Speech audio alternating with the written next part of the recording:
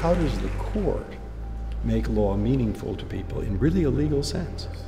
How does it take something from the past and then make it meaningful and work for the present? How do we translate those constitutional values, as you put it, into an age where it's the private sector and not government that may menace them?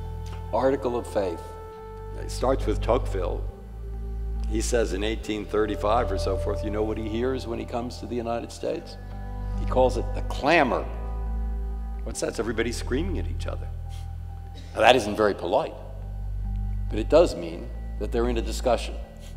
I have found a little quotation by Stuart Hampshire. He says, the value of a democratic constitution lies in the defense of minorities, not majorities. I think that's a reiteration, whether he knew it or not, of what Hamilton thought. Hamilton thinks if all we're doing is deciding what the popular thing to do is, let's have Congress do it, they're experts. If, however, some of the time at least, we're going to have to say no to what's popular in order to keep the document alive, well, then you better not have Congress do it. One of the thoughts is I want to show people the fragility and the necessity of an institution that will make decisions that they won't like much of the, not much of the time, but some of the time.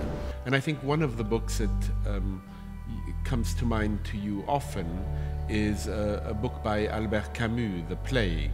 You said to me that you found the plague in some way quite close to the very work you do. The germ of the plague, he said it never dies and it doesn't disappear.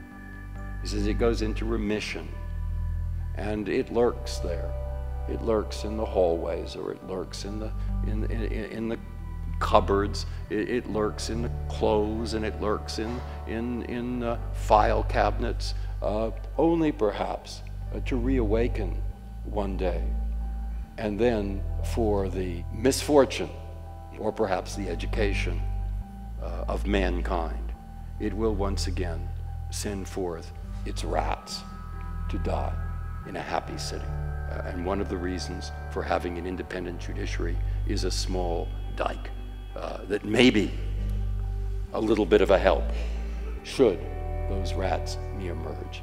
That's what rereading that book told me. Privacy. What's happened to privacy with the new technologies? How do we deal with it? Well, you'll write an article about it.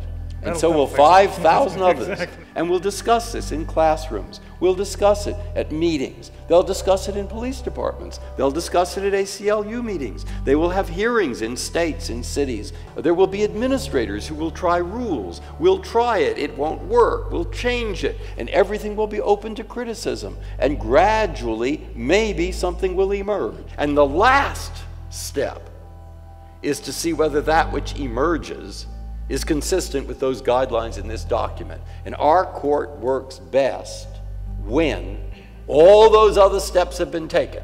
That's called the screaming democratic process in action. It sometimes works, I think quite a lot. That's my article.